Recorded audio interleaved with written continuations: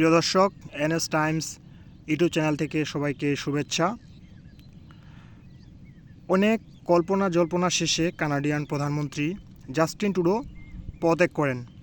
তার প্রধানমন্ত্রিত্ব থাকাকালীন বিভিন্ন দেশ যেমন ভারত, চীন এবং রাশিয়ার সাথে সম্পর্ক খারাপ হয় এবং সর্বশেষ আমেরিকার সাথেও তার সম্পর্কটা ভালো যাচ্ছিল না। ফলস্বরূপ নিজের দেশেই তিনি কিন্তু অনেক সমালোচনার মুখে পড়েন এবং শেষমেশ তিনি পদত্যাগ করতে বাধ্য হন। তো আমরা আজকে আলোচনা করব জাস্টিন ট্রুডো হঠাৎ করেই কেন তিনি পদত্যাগ করেছেন সেই বিষয় নিয়ে আমরা আলোচনা করব। অ্যাকর্ডিং টু বিভিন্ন নিউজ, যেমন আমরা যদি সিএনএনের একটা আর্টিকেল দেখি তাহলে এখানে স্পষ্টই আর্টিকেলটা এমন ছিল যে Canada's PM Justin Trudeau announces resignations. তিনি কি করছেন যে তিনি যে পদত্যাগ করবেন সেটা কিন্তু তিনি ঘোষণা করেছেন। তো তার পদত্যাগ করার পিছনে কতগুলো কারণ রয়েছে, তার মধ্যে একটা হচ্ছে অন্যতম কারণ। আমরা যদি এখানে দেখি যে তিনি কী কারণে প্রধান, তার বিষয়গুলোর মধ্যে একটা হচ্ছে এরকম যে Justin Trudeau leaders the liberal party 11 years and prime minister of 9। তিনি কিন্তু লিবারেল পার্টির যে ক্ষমতা ছিল কানাডায় সেটা ছিল 11 বছর এবং তার প্রধানমন্ত্রিত্ব ছিল 9 বছর। Was facing a mounting set of crisis and Donald Trump's tariff threats to the resignation of key allies of disastrous opinions. তার পদত্যাগ করার মধ্যে প্রধান কারণ হচ্ছে ডোনাল্ড ট্রাম্পের সাথে ট্যারিফ থ্রেটস এবং সম্প্রতি কানাডায় একটা অপিনিয়ন করা হয়েছিল পোল, সেখানে বিভিন্ন মানুষ তার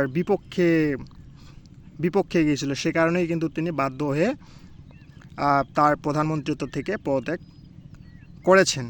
তো এই যে জাস্টিন ট্রুডো এবং ডোনাল্ড ট্রাম্প এবং বিভিন্ন দেশের মধ্যে তার একটা বৈরিতা চলছিল, সেই বৈরিতাগুলো নিয়ে আমরা আজকে বিস্তারিত আলোচনা করব।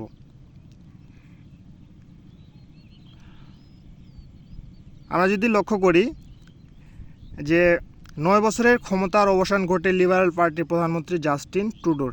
তার প্রধানমন্ত্রিত্ব থাকাকালীন চীনের এবং কানাডার মধ্যে এক গোপন বৈঠক হয়। তিনি যখন, আমার স্পষ্ট মনে আছে, তিনি যখন চীন এবং কানাডার মধ্যে এক গোপন বৈঠক হয়, সেই বৈঠকের গোপনীয় তথ্য পাবলিকলি তিনি করেন, ফাঁস করে দিয়েছিলেন। সেটা কিন্তু চায়না ভালো চোখে নেয়নি। পরবর্তীতে যখন G20 একটা সম্মেলন হয়, সেখানে কিন্তু ওপেনলিভাবে চায়নার যে প্রেসিডেন্ট রয়েছে শি জিনপিং, তিনি কিন্তু ট্রুডোকে থ্রেট দিয়েছিলেন। এই জন্য কিন্তু হচ্ছে পরবর্তীতে কানাডার সাথে একটা চীনের সম্পর্কে হয়েছে, অবনতি হতে থাকে। এবং ভারতের সঙ্গে আমরা যদি দেখি যে কানাডার যে কিছুদিন আগে কানাডার প্রধানমন্ত্রী তিনি ভারতকে একটা দোষারোপ করে যে নাইজার হত্যাকাণ্ড সেটা ভারতের দ্বারা সংঘটিত হয়েছে, এবং ভারত আবার একইভাবে এলিগেশন করছে যে কানাডার মধ্যে যে খালিস্তানি একটা মুভমেন্ট রয়েছে সেটা কানাডা সাপোর্ট করছে। সেই জন্য কিন্তু ভারত এবং কানাডার মধ্যে একটা সম্পর্কটা তলানিতে চলে যায়। আবার আমরা যদি লক্ষ্য করি যে কানাডা এবং রাশিয়ার মধ্যেও কিন্তু একটা সম্পর্ক ভালো চলছিল না, কারণ রাশিয়া যেভাবে ইউক্রেনের সাথে যুদ্ধ করছিল, সেক্ষেত্রে কানাডা কিন্তু বারবার ইউক্রেনকে অনেকভাবে সহমর্মিতা দেখিয়েছে এবং সাপোর্ট করেছে।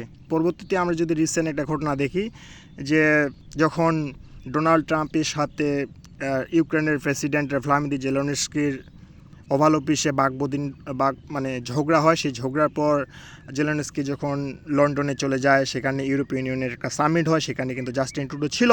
তিনি কিন্তু সে সময়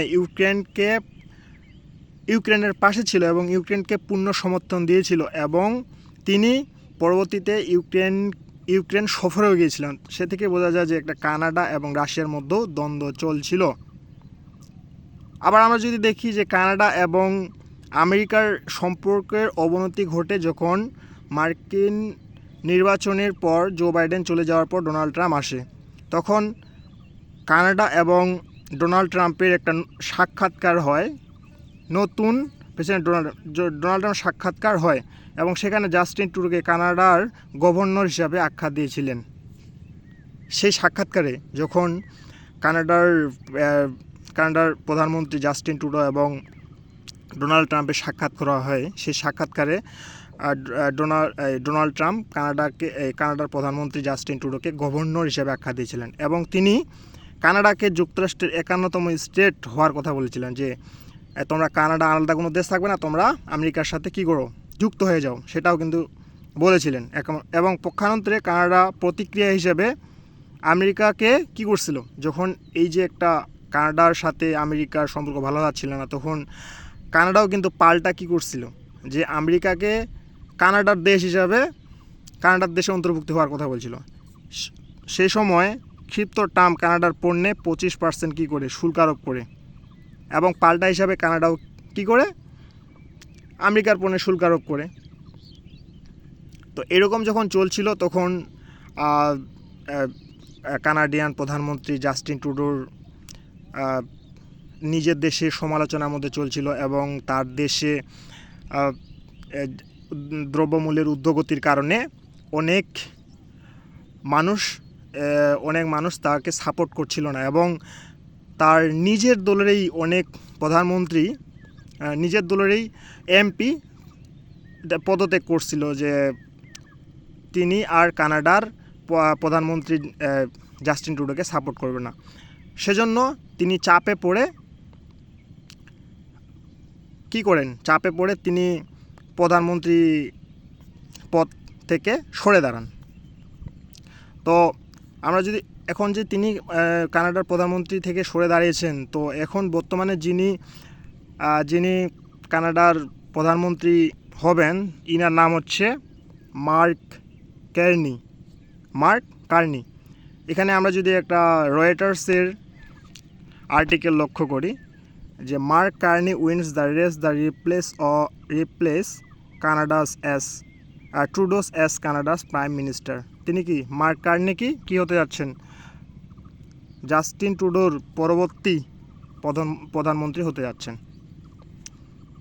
এবং তিনি কিন্তু এই যে কানাডার প্রধানমন্ত্রী জাস্টিন ট্রুডো পদত্যাগ করলেন, সেটা হয়তো অনেক ট্রাম্পেরও একটা হাত থাকতে পারে। সেই জন্য কি কানাডা কি প্রো আমেরিকান হবে, সেটা অবশ্যই না। বর্তমানে যিনি প্রধানমন্ত্রী হওয়ার কথা রয়েছেন, তিনি কিন্তু অলরেডি ঘোষণা দিয়েছেন যে তিনি এই ট্রাম্পের ট্যারিফের বিরুদ্ধে যুদ্ধ করবেন। তো তাহলে এখানে বোঝা যাচ্ছে যে আপাতত কানাডা এবং আমেরিকার যে সম্পর্ক খারাপ ছিল, সেটা হয়তো খারাপের দিকেই যেতে পারে, আমার মনে হয় ব্যক্তিগতভাবে। তো আপনারা কি মনে করেন যে বর্তমান যে নতুন প্রধানমন্ত্রী মার্ক কার্নি কানাডার প্রধানমন্ত্রী হবেন, তার প্রধানমন্ত্রী হওয়ার সাথে কি আমেরিকার যে প্রেসিডেন্ট ডোনাল্ড ট্রাম্প, তার সাথে ভালো একটা সম্পর্ক হবে, না পূর্বের মতোই একটা খারাপ সম্পর্কের দিকে এগিয়ে যাবে? আপনার মতামতটি জানাতে পারেন। ধন্যবাদ, আজকের জন্য এইটুকুই।